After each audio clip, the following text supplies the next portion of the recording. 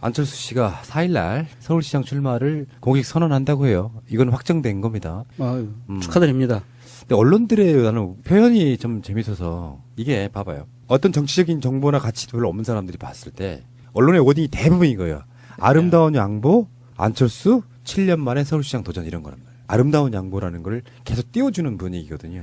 저는 이게 언론들이 정말 그 속성이 이해가 안 가는 부분이에요.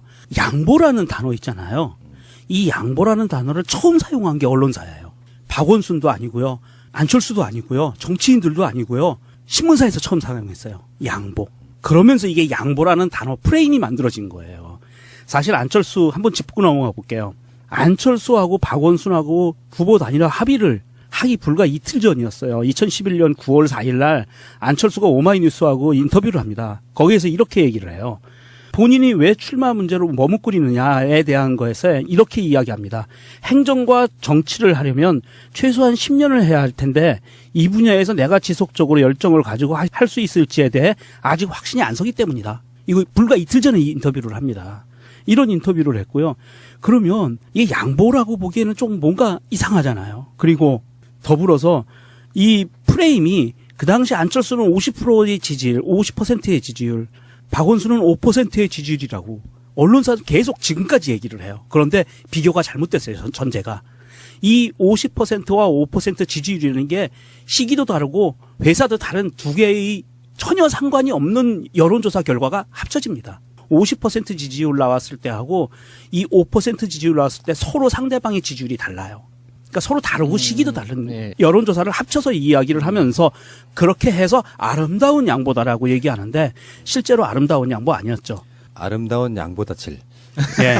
그래서 안철수는 습관적으로 합니다. 자기가 이거 안 되겠다 해서 딱 팽개칠 때는 이거는 양보하는 것 모양새를 갖춰요. 그리고 나서 박원순 시장에 대해서 안철수가 그동안 무엇을 도와줬나요? 양보하고 나서 도와준 게 있나요? 우리 아주 냉정하게 보자고요. 박원순 후보자가 양보를 받았다고 쳐. 안철수한테. 안철수 사퇴하고 박원순으로 이제 단일화됐습니다. 그런데 이것도 엄연한 단일화가 아니었어요. 그때 박원순 후보자의 가장 강력한 라이벌 경쟁자가 당내에 한 명 있었어요.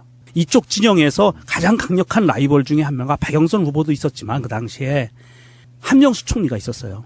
한명수 총리가 그때 서울시장에 대해서 이야기가 나오고 있었는데 지지율도 높았습니다. 그런데 한명수 총리가 박원순 시장한테 밀어줄게 그리고 사퇴를 하고 안 합니다. 후보자를. 그러면 아름다운 양보는요. 여기에다가 얘기를 해야 되는 거예요. 네, 맞아요. 그러니까 친노 친문의 모든 전략과 자산을 다 박원순 시장을 밀어주기에 동원을 했어요. 무소속인데도. 그러니까 그 당시 이게 무소속인데도. 아름다운 것도 아니고 양보도 아니었다는 걸 당시 윤여준 장관이 그때 2011년 지방선거 다음 해인 2012년도 시사저널 인터뷰에서 분명히 밝히거든요. 서울시장 선거를 준비하면서 그 당시 안철수 캠프에는 선거를 해본 사람이 윤여준 장관밖에 없었어요.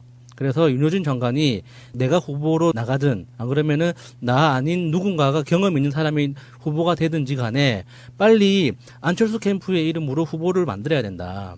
그런 이야기를 논의하는 과정 중에 그 당시에는 안철수라는 그 개인에 대해서 안철수도 의지가 없었고 윤여준 장관도 안철수가 후보가 될 거라고 생각을 안 했대요. 그런데 어느 날 갑자기 안철수가 그랬다는 거예요. 회의 중에. 나 시장하면 안 되냐고.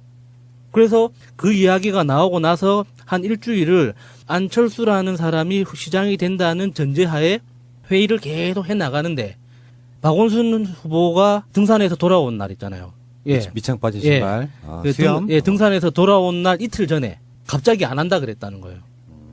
그래서 그 왜 안 했는지는 그 짐작만 있죠. 아버지를 만났다는 이야기도 있고, 뭐 와이프가 뭐 허락을 안 했다는 설도 있고 여러 가지 이야기가 있지만 결과적으로 자기 못하겠다고 이야기가 나왔대요. 그 아까 캠프 그게 안에서. 이제 오마이하고 인터뷰했던 그런 거 맥락이 같은 거예요. 그때 윤여준 장관이 그 다음 해 인터뷰에 분명히 밝혔거든요. 그러면 아름답지도 않고 양보도 아닌 거예요. 그냥 그 그림만 만들어낸 거지. 그 그림을 프레임을 예. 처음 만들어낸 게 경향신문이었어요. 예. 그래서 경향신문이 이렇게 기사를 씁니다. 바로 당일 제목이 50%가 5%에게 양보, 안철수 불출마, 박원순으로 단일화. 이게 경향신문 제목인데 여기에서 나온 50%하고 5%가 짝이 된 데이터라는 거예요. 여기에서 사실 그 당시에 안철수 참신하다라고 얘기했지만 안철수가 자기는 진보적이다고 얘기한 적도 없었고요. 안철수가 진보적인 인물의 대표주자인 것처럼 띄워준 게 한경호였어요. 한경호가 그렇게 했었고 그 당시에 지지율 그래프와 데이터를 다시 한번 보면 어떤 결과가 나오냐면 안철수를 핵심적으로 지지했던 대부분의 지지층들은 보수적인 사람들이었어요. 실제로.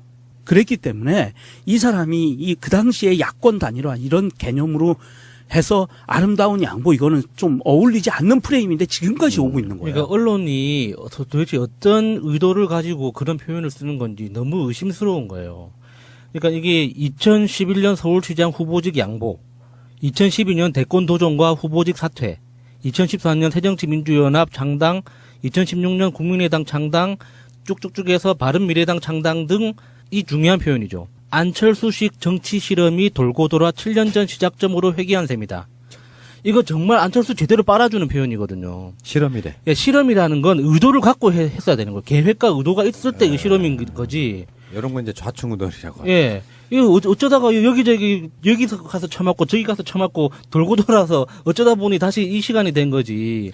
그러니까 저는 이제 지나고 보니까 그 당시에 우리가 안철수를 환호했던 시절이 있었어요. 결과론적으로 보니까 안철수는 아름다운 양보를 했다기보다는 2011년에 서울시장 선거가 있고 2012년에 대선이 있는데 서울시장을 양보하는 척하면서 대중의 인지도랄까 호감도를 확 높여놓은 상태에서 실제로 저는 안철수가 서울시장 선거에는 관심이 없었다고 봐요.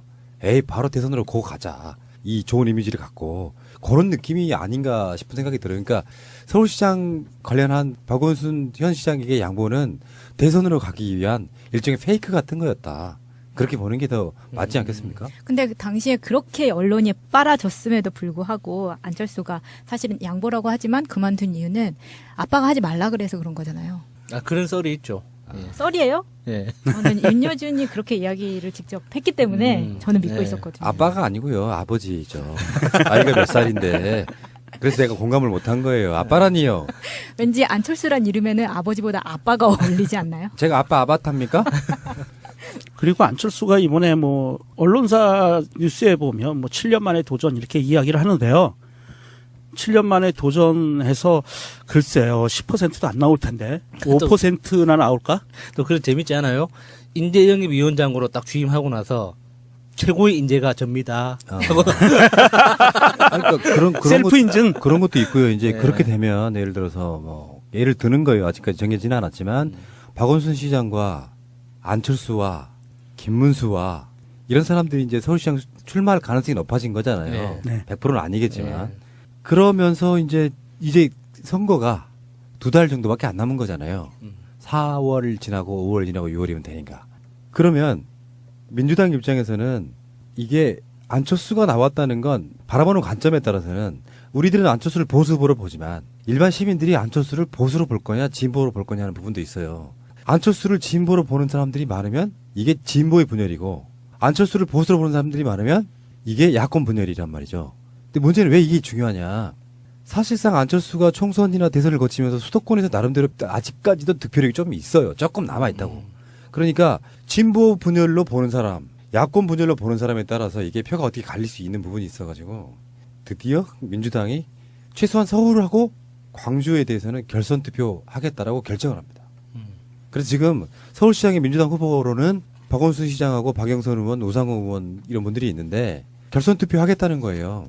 그러면 실제로 대세론이 있는 후보가 그래도 좀 가능성이 더 있겠지만 어떤 변수가 어떻게 돌아갈지 모르는데 안철수나 김문수한테 뺏길 수 있는, 특히 안철수한테 뺏길 수 있는, 왜냐하면 그 언론이 이렇게 프레임을 만들고 있으니까 아름다운 양보라는 아름다운 양보다 제일 이 프레임을 만들고 있으니까 여기서 민주당 경선만으로 모든 시선을 다 뺏겠다. 뭐 이런 식의 전략인 것 같고요. 더불어서 광주도 아마 그렇게 경선을 하지 않을까. 그러니까 경선이 결선 투표제까지 가서 광주는 후보가 무려 7명이에요.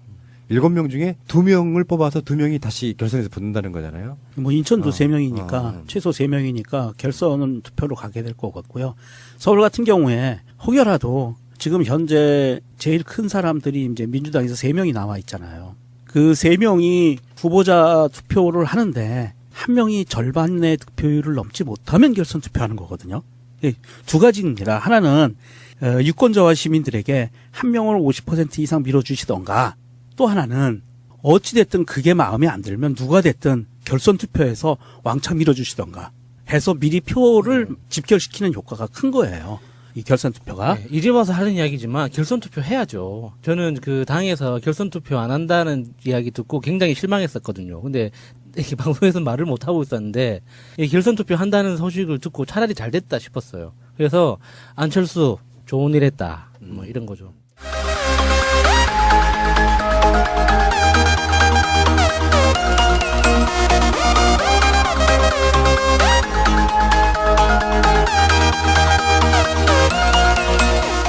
여론조사를 합쳐서 이 이야기를 하면서 그렇게 해서 아름다운 양보다라고 얘기하는데 실제로 아름다운 양보 아니었죠. 아름다운 양보다 질. 예. 그래서 안철수는 습관적으로 합니다. 자기가 이거 안 되겠다 해서 딱 팽개칠 때는 이거는 양보하는 것 모양새를 갖춰요. 그리고 나서 박원순 시장에 대해서 안철수가 그동안 무엇을 도와줬나요? 양보하고 나서 도와준 게 있나요? 우리 아주 냉정하게 보자고요. 박원순 후보자가 양보를 받았다고 쳐. 안철수한테. 안철수 사퇴하고 박원순으로 이제 단일화됐습니다. 그런데 이것도 엄연한 단일화가 아니었어요. 그때 박원순 후보자의 가장 강력한 라이벌 경쟁자가 당내에 한 명 있었어요. 이쪽 진영에서 가장 강력한 라이벌 중에 한 명가 박영선 후보도 있었지만 그 당시에 한명수 총리가 있었어요. 한명수 총리가 그때 서울시장에 대해서 이야기가 나오고 있었는데 정중에 그 당시에는 안철수라는 그 개인에 대해서 안철수도 의지가 없었고 윤여준 장관도 안철수가 후보가 될 거라고 생각을 안 했대요. 그런데 어느 날 갑자기 안철수가 그랬다는 거예요. 회의 중에. 나 시장하면 안 되냐고. 그래서 그 이야기가 나오고 나서 한 일주일을 안철수라는 사람이 시장이 된다는 전제하에 회의를 계속 해나가는데 박원순 후보가 등산에서 돌아온 날 있잖아요. 예. 밑창 빠진 신발. 그 수염. 등산에서 돌아온 날 이틀 전에 갑자기 안 한다 그랬다는 거예요. 그래서 그 왜 안 했는지는 그 짐작만 있죠. 뭐 아버지를 만났다는 이야기도 있고, 뭐 와이프가 뭐 허락을 안 했다는 설도 있고 여러 가지 이야기가 있지만 결과적으로 자기 못하겠다고 이야기가 나왔대요. 그 아까 캠프 그게 안에서. 이제 오마이하고 인터뷰했던 그런 거 맥락이 예. 같은 거예요. 그때 윤여준 장관이 그 다음 해 인터뷰에 분명히 밝혔거든요. 그러면 아름답지도 않고 양보도 아닌 거예요. 그냥 그 인터뷰를 합니다. 거기에서 이렇게 얘기를 해요. 본인이 왜 출마 문제로 머뭇거리느냐에 대한 거에서 이렇게 이야기합니다. 행정과 정치를 하려면 최소한 10년을 해야 할 텐데 이 분야에서 내가 지속적으로 열정을 가지고 할 수 있을지에 대해 아직 확신이 안 서기 때문이다. 이거 불과 이틀 전에 이 인터뷰를 합니다. 이런 인터뷰를 했고요. 그러면 이게 양보라고 보기에는 좀 뭔가 이상하잖아요. 그리고 더불어서 이 프레임이 그 당시 안철수는 50%의 지지율, 50%의 지지율, 박원순은 5%의 지지율이라고 언론사는 계속 지금까지 얘기를 해요. 그런데 비교가 잘못됐어요. 전제가. 이 50%와 5% 지지율이라는 게 시기도 다르고 회사도 다른 두 개의 전혀 상관이 없는 여론조사 결과가 합쳐집니다. 50% 지지율 나왔을 때 하고 이 5% 지지율 나왔을 때 서로 상대방의 지지율이 달라요. 그러니까 서로 다르고 시기도 다른 지지율도 높았습니다. 그런데 한명수 총리가 박원순 시장한테 밀어줄게 그리고 사퇴를 하고 안 합니다. 후보자를. 그러면 아름다운 양보는요. 여기에다가 얘기를 해야 되는 거예요. 네, 맞아요. 그러니까 친노 친문의 모든 전략과 자산을 다 박원순 시장을 밀어주기에 동원을 했어요. 무소속인데도. 그러니까 그 당시 이게 무소속인데도. 아름다운 것도 아니고 양보도 아니었다는 걸 당시 윤여준 장관이 그때 2011년 지방선거 다음 해인 2012년도 시사저널 인터뷰에서 분명히 밝히거든요. 서울시장 선거를 준비하면서 그 당시 안철수 캠프에는 선거를 해본 사람이 윤여준 장관밖에 없었어요. 그래서 윤여준 장관이 내가 후보로 나가든 안 그러면은 나 아닌 누군가가 경험 있는 사람이 후보가 되든지 간에 빨리 안철수 캠프의 이름으로 후보를 만들어야 된다. 그런 이야기를 논의하는 과정. 안철수 씨가 4일날 서울시장 출마를 공식 선언한다고 해요. 이건 확정된 겁니다. 아유, 축하드립니다. 근데 언론들의 나는 표현이 좀 재밌어서 이게 봐봐요. 어떤 정치적인 정보나 가치도 별로 없는 사람들이 봤을 때 언론의 워딩이 대부분인 거예요. 아름다운 양보, 안철수 7년 만에 서울시장 도전 이런 거란 말이에요. 아름다운 양보라는 걸 계속 띄워주는 분위기거든요. 저는 이게 언론들이 정말 그 속성이 이해가 안 가는 부분이에요. 양보라는 단어 있잖아요. 이 양보라는 단어를 처음 사용한 게 언론사예요. 박원순도 아니고요. 안철수도 아니고요. 정치인들도 아니고요. 신문사에서 처음 사용했어요. 양보. 그러면서 이게 양보라는 단어 프레임이 만들어진 거예요. 사실 안철수 한번 짚고 넘어가 볼게요. 안철수하고 박원순하고 후보 단일화 합의를 하기 불과 이틀 전이었어요. 2011년 9월 4일 날 안철수가 오마이뉴스하고 인터뷰